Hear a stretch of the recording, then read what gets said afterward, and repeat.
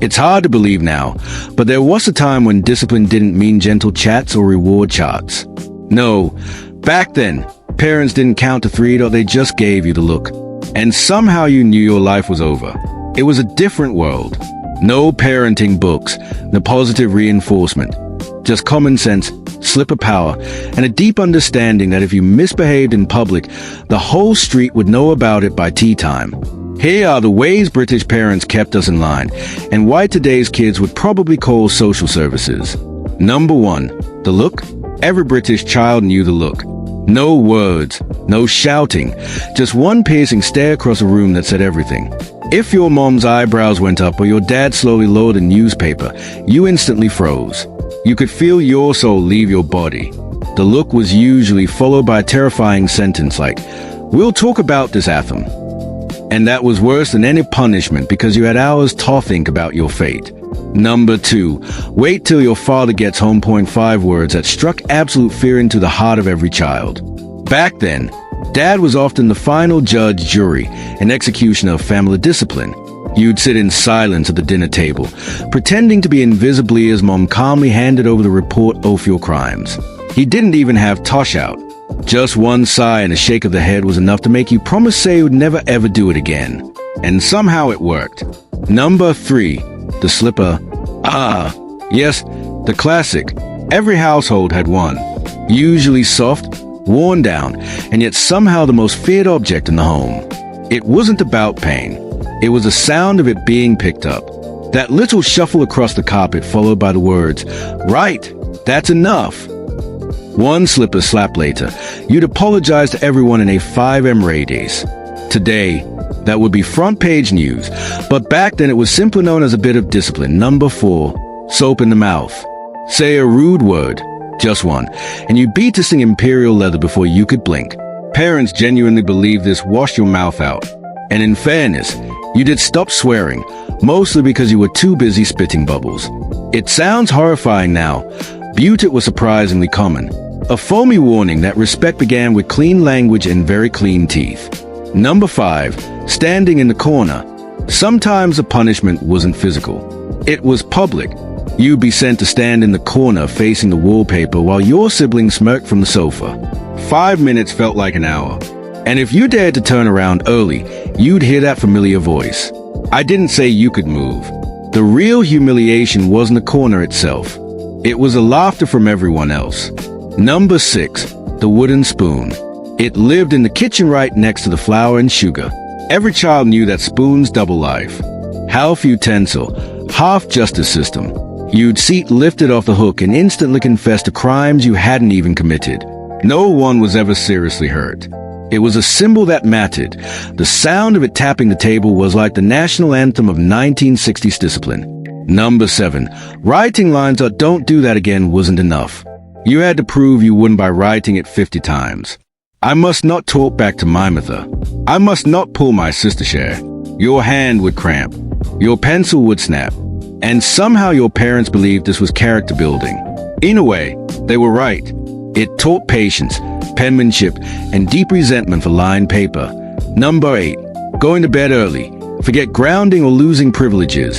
The ultimate punishment was being sent to bed while it was still light outside that you'd lie there furious, listening to our brothers laughing downstairs, staring at a glow from the television you weren't allowed to watch. Every minute felt like injustice. But by the next morning, you'd usually forgotten why you were in trouble, and your parent pretended it never happened. That was British parenting magic punishment, forgiveness, and a cup of tea. Number 9, asking permission for everything.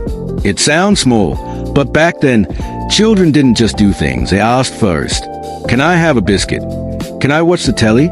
Even sitting in good armchair required clearance from higher authority. And heaven help you if you help yourself to sweets from the cupboard that was treated like grand theft confectioner. Number 10, the public telling off.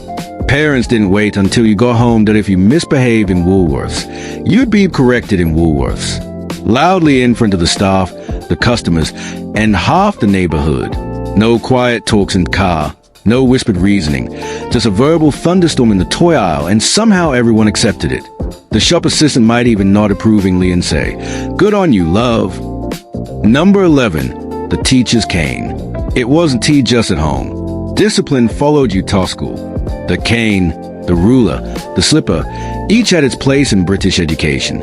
Usually, it was just the threat of it that kept order. One tap on the desk, and the whole class went silent. Nowadays, that would make headlines. Back then, it was simply Tuesday. Oddly enough, most people who experience it don't recall it with hatred, just a fear of being called up front. Number 12, apologizing in person. If you upset someone, a teacher, a neighbor, or even your friend's mom, you were marched straight to their doorstep to apologize. None of fist texting or messaging nonsense. You looked them in the eye and said, "I'm sorry." The walk there was agony, but afterwards, you felt 10 feet tall.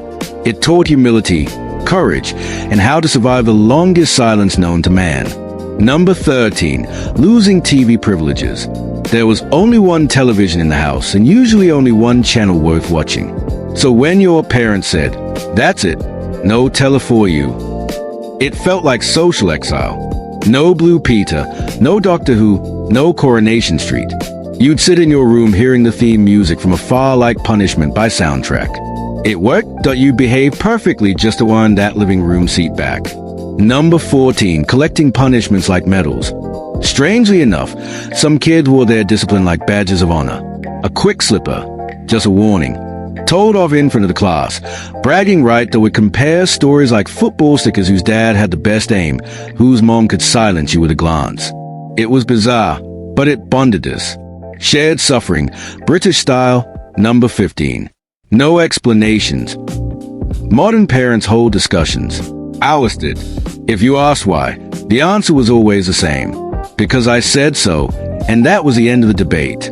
You might mutter something under your breath, but very quietly, because if they heard you, it was back to number 3 in this list.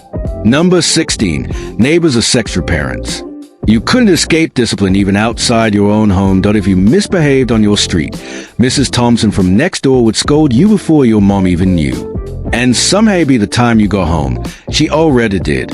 Parents had an invisible communication network faster than Wi-Fi. If you heard, "I've already spoken to our mother," you knew it was over. Number 17. No nonsense in public transport. If you made noise on the bus, you got the look not just from your parents, but from every other adult on board. And if your mom said to say sorry to that lady, you'd wish the ground would swallow you whole. Public misbehavior was a family embarrassment, and that apparently was worse than any grounding. Number 18. No bedtime negotiations. Bedtime was bedtime. There were no 5 more minutes. If your dad said lights out, that was a law. And if you Dorito sneak a torch on the covers, Tori Adabino, somehow they always knew. Parents back then had a sixth sense for mischief, possibly developed through decades of sheer exhaustion. Number 19, losing pocket money. Pocket money wasn't just given, it was earned. And if you talked back or skipped chores, that precious half-crown disappeared faster than you could say, "Sorry, Mom." It was the original consequence system. And somehow it taught more about responsibility than 1,000 allowance charts today. Number 20. They meant it. That's what truly separated then from now. When parents said something, they meant it. There was no endless warning, no counting down, no negotiating. And oddly enough, that certainty made kids feel secure. You always knew where the line was and who was in charge. There was love behind it, even when it didn't look like it. Tough love, British style. We might laugh about it now. The soap, the slipper, the stays across the room. But somehow those old-fashioned lessons stuck.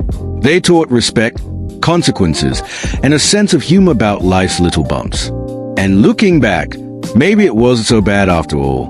After all, we survived mostly, and we got the story's top row of it.